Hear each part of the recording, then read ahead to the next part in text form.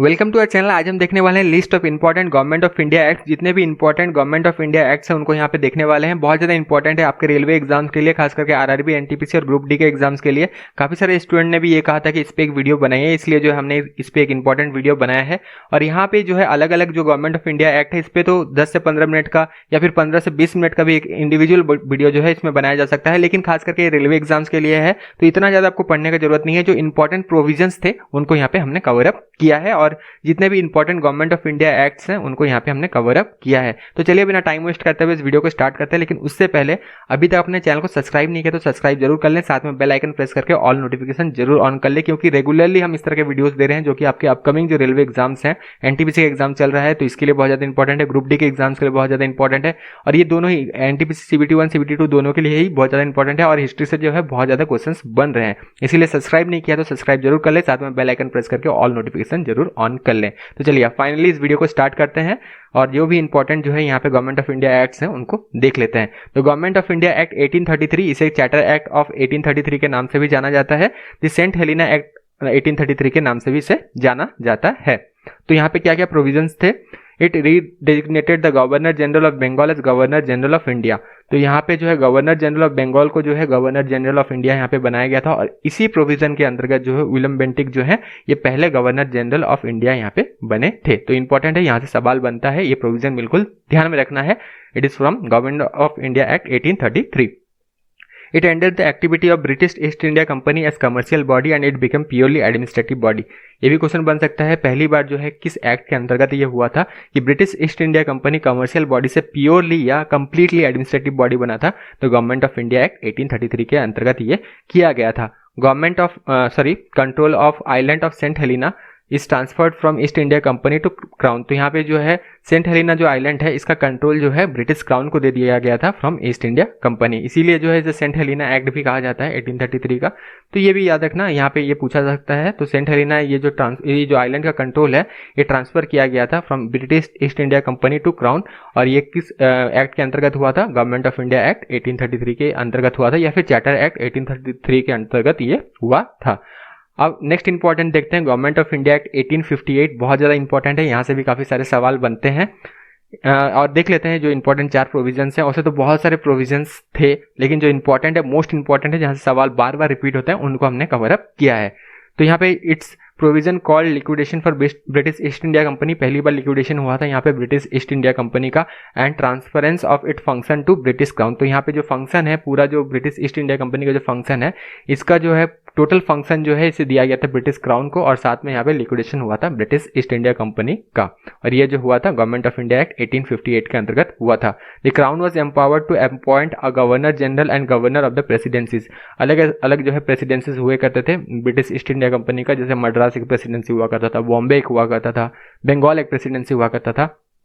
तो यहाँ पे जो है इनके गवर्नर को अपॉइंट किनके द्वारा किया जाएगा? क्राउन के द्वारा किया जाएगा, ये किया गया था इस एक्ट के अंतर्गत। और साथ में गवर्नर जनरल को भी अपॉइंट किया जाएगा by the crown, British crown के द्वारा ही अपॉइंट किया जाएगा under the act government of India act 1858। तो इसमें ये दोनों चीज भी किए गए थे। An Indian civil service was to be created under the control of secretary of state. तो इंडियन सिविल सर्विस जो है इसे बनाया जाने वाला था under the control of secretary of state. तो ये भी ध्यान रखना। This act abolish the dual government of Pitts India movement, बहुत ज़्यादा इंपॉर्टेंट है। तो यहाँ पे एबोलिश कर दिया गया था dual government of Pitts India act और साथ में यहाँ पे it also ended doctrine of labs. तो डॉक्ट्रिन ऑफ लैब्स को भी यहाँ पे खत्म कर दिया गया था। एक क्वेश्चन जरूर यहाँ से बनता है, उसका सही जवाब देने का कमेंट बॉक्स में जरूर कोशिश करना। डॉक्ट्रिन ऑफ लैब्स किसके द्वारा इंट्रोड्यूस किया गया था, इसका जो है जवाब यहाँ पे देना। तो ये दोनों बिल्कुल याद रखना, dual government of Pitts India act को भी खत्म कर दिया गया था, साथ में डॉक्ट्रिन ऑफ लैब्स को भी यहाँ पे खत्म कर दिया गया था under government of India act 1858। Indian council act 1909 commonly known as Minto Morley reforms के नाम से भी जाना जाता है या मॉर्ले मिंटो रिफॉर्म्स के नाम से भी जाना जाता है। तो पहला क्वेश्चन आपको यहीं से डायरेक्टली देखने मिलेगा कि which Indian council act is also known as Minto Morley reforms. तो Indian council act 1909 is also known as Minto Morley reform या फिर मॉर्ले मिंटो रिफॉर्म। बेसिकली ये पॉलिटिकल रिफॉर्म यहाँ पे किए गए थे, काफी सारे पॉलिटिकल रिफॉर्म्स यहाँ पे किए गए थे तो इंपॉर्टेंट जो 3 प्रोविजंस हैं उनको देख लेते हैं। The legislative council at the centre and the provinces increase in size. तो यहाँ पे जो लेजिस्लेटिव काउंसिल था इसका साइज को जो है बढ़ाया गया था, both in centre and provinces, provincial level में भी बढ़ाया गया था। यहाँ पे एक्यूरेट डेटा हमने मेंशन नहीं किया कि कितना से कितना किया गया, लेकिन 2-3 गुना यहाँ पे कर दिया गया था, काफी ज्यादा जो है यहाँ पे बढ़ाया गया था। एक्यूरेट डेटा आपको देखना है तो थोड़ा इंटरनेट में आप जरूर रिसर्च कर लेना मिंटो मॉर्ले रिफॉर्म्स के बारे में, तो यहाँ पे आपको पता चल जाएगा। लेकिन ये किया गया था, लेजिस्लेटिव काउंसिल को यहाँ पे बढ़ाया गया था। बहुत ज्यादा इंपॉर्टेंट है, ये सवाल बनता है। It provided for the first time ये हुआ था, it provided for the association of Indians with executive council of viceroy and governor. तो यहाँ पे जो है association of Indians with executive council of viceroy and governor यहाँ पे किया गया था, इन्हें एसोसिएट किया गया था।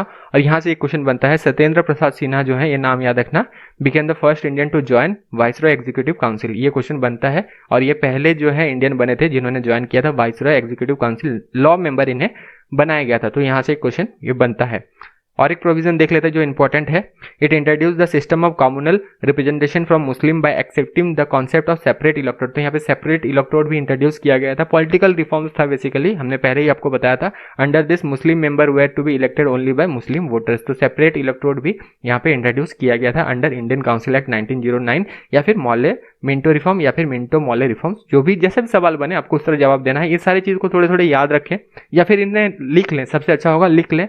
एक बार देखेंगे तो आपको जो है ये याद हो जाएगा। बहुत आसान है पॉइंट्स, इसीलिए जो है आसानी से इनको रिप्रेजेंट किया गया है। वैसे तो एक एक वीडियो के ऊपर जो है बनाया जा सकता है।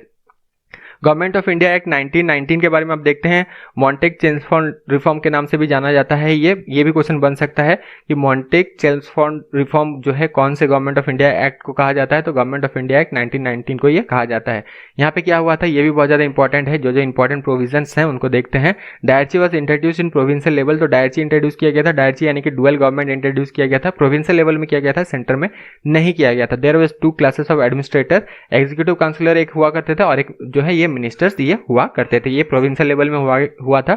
डायरची यहाँ पे इंट्रोड्यूस किया गया था under government of India act 1919 और फिर मॉन्टेक चेम्सफोर्ड रिफॉर्म के अंतर्गत जो है ये किया गया था। Governor was the executive head of province. तो ये भी बनाया गया था। गवर्नर को जो है यहाँ पे एग्जीक्यूटिव हेड बना दिया गया था प्रोविंस का। तो ये भी सवाल बनता है, गवर्नर जो है इनको किनके द्वारा जो है ये अपॉइंट किया जाता है। तो ये अपॉइंट किया जाता था ब्रिटिश क्राउन के द्वारा। ये वाला तो हमने यहाँ पे ही डिस्कस कर लिया था, आपको पता ही है कि गवर्नर ऑफ द प्रेसिडेंसीज को अपॉइंट किया जाएगा by the British crown under government of India act 1858 के अंदर ये चेंज कर दिया गया था। अब गवर्नर को यहाँ पे हेड भी बना दिया गया, एग्जीक्यूटिव हेड भी बना दिया गया प्रोविंस का under government of India act 1919 के अंदर ये किया गया। The act provided for the establishment of public service commission in India for the first time. बहुत इंपॉर्टेंट है। तो पहली बार जो है इस एक्ट के अंतर्गत किया हुआ था, एस्टेब्लिशमेंट हुआ था पब्लिक सर्विस कमीशन इन इंडिया। तो ये भी ध्यान रखना है आपको, ये कहाँ हुआ था, गवर्नमेंट ऑफ इंडिया एक्ट 1919 में ये हुआ था, इसके अंतर्गत इसे किया गया था। This act has separate preamble which declared that the objective of British government was to gradual introduction of responsible Indian government. तो ये भी किया गया था। यहाँ पे एक सेपरेट प्रीएम्बल भी था जो ये सारे जो है चीजों को, जो ऑब्जेक्टिव थे ब्रिटिश गवर्नमेंट का, इनको यहाँ पे मेंशन किया गया था। गवर्नमेंट ऑफ इंडिया एक्ट 1935 बहुत ज़्यादा इंपॉर्टेंट है, काफ़ी सारे यहाँ से सवाल बनते हैं और यहाँ से जो है बहुत सारी चीज़ें भी लिए गए हैं। ये इसको सोर्स के तौर में यूज़ किया गया है इंडियन कॉन्स्टिट्यूशन में। बहुत सारी चीज़ें जो है यहाँ पे लिए गए हैं। हिंदी में इसे कहते हैं संविधान के जो है स्रोत। तो स्रोत जो है इसे यूज़ किया गया था। सोर्स जैसे अलग अलग कंट्री से लिए गए थे बहुत सारी चीज़, आपको पता होगा यूएसए से, रशिया से, जापान से लिया गया था, फिर जर्मनी से लिया गया था। उसी तरह जो है गवर्नमेंट ऑफ इंडिया एक्ट को भी एज ए बेस मान के यहाँ से भी काफ़ी सारी चीज़ लिए गए थे। तो इसके अंदर क्या क्या प्रोविजंस था यहाँ से, तो काफ़ी ज़्यादा सवाल जो है बनते हैं। सबसे ज़्यादा ये कॉमन है। This act divided power between centre and province. बहुत ज़्यादा इंपॉर्टेंट है।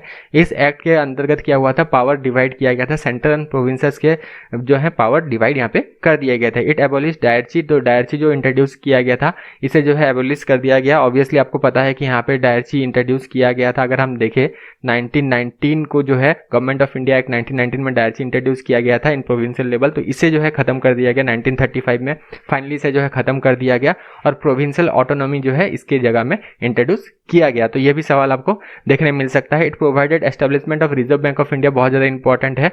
तो यहाँ पे एस्टेब्लिश किया गया था Reserve Bank of India to control currency and credit of the country. ये भी बहुत ज़्यादा इंपॉर्टेंट है। यहाँ से आपको सवाल देखने मिल सकता है और काफ़ी ज़्यादा सवाल यहाँ से बन भी रहे हैं एग्जाम्स में। It provided establishment of federal court.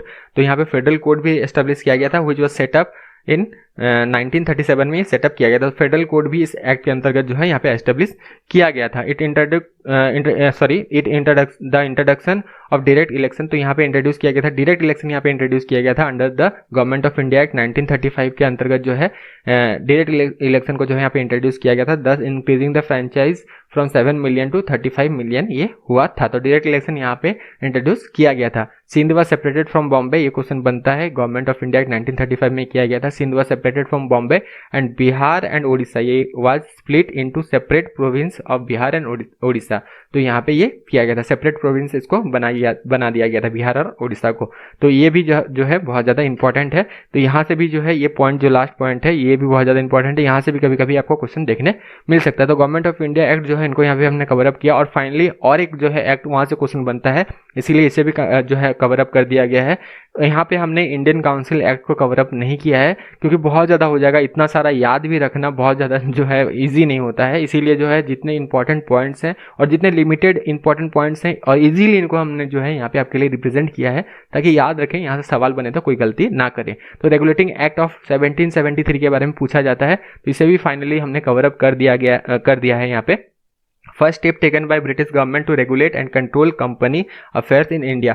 Basically इसे रेगुलेटिंग एक्ट इसलिए क्या कहा जाता है क्योंकि यहाँ पे जो भी सारी चीज़ थे इसे रेगुलेट किया गया, ना कि कुछ कंट्रोल में नहीं लिया गया था। यहाँ पे रेगुलेट करने के लिए जो है इस एक्ट को लाया गया था।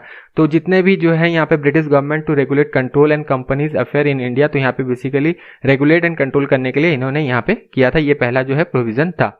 It prohibit the servant of company from engaging in any private trade or accepting present or bribes from natives। तो ये भी जो है इन्होंने किया था under the regulating act 1773। The act provided for appointment of governor general along with 4 councillor in presidency of Fort William Calcutta jointly called governor general in council. तो ये भी बिल्कुल आपको याद रखना है, ये जो है ये भी अगेन इंपॉर्टेंट पॉइंट है। अपॉइंटमेंट ऑफ गवर्नर जनरल, साथ में अलॉन्ग विथ 4 काउंसिलर यहाँ पे इन द प्रेसिडेंसी यहाँ पे अपॉइंट किया गया of Fort Williams jointly known as governor general in council, इसे कहा गया जॉइंटली। तो ये भी किया गया। उसके बाद तो बाद में चेंज कर दिया गया था, हमने आपसे बताया था कि 1858 में किस तरह चेंज इसमें लाया गया, उसके बाद जो है चेंज कर दिया गया था ये सारे चीज़। ये supreme court was establish at Fort William at Calcutta, तो सुप्रीम कोर्ट भी यहाँ पे एस्टेब्लिश किया गया था फोर्ट विलियम्स में अंडर रेगुलेटिंग एक्ट 1773। बहुत ज़्यादा इंपॉर्टेंट पॉइंट है। ब्रिटिश जज were to be sent to India to administer the British legal system that was used there. तो ये सारे चीज़ जो है यहाँ पे हुए थे। तो यहाँ से जो है क्वेश्चन आपको देखने मिल सकता है, रेगुलेटिंग एक्ट के अंतर्गत ये हुआ था। ये सारे इंपॉर्टेंट 4 इंपॉर्टेंट पॉइंट प्रोविजंस जो थे या फिर साइलेंट फीचर मान सकते हैं, इनको यहाँ पे हमने कवर अप किया है। तो जितने भी इंपॉर्टेंट एक्ट्स हो सकते थे उनको यहाँ पे हमने कवर अप किया है। बहुत ज़्यादा इंपॉर्टेंट है, यहाँ से अपकमिंग जो है एग्जाम्स में आपको क्वेश्चन देखने जरूर मिल सकता है। तब तक के लिए all the best, thank you.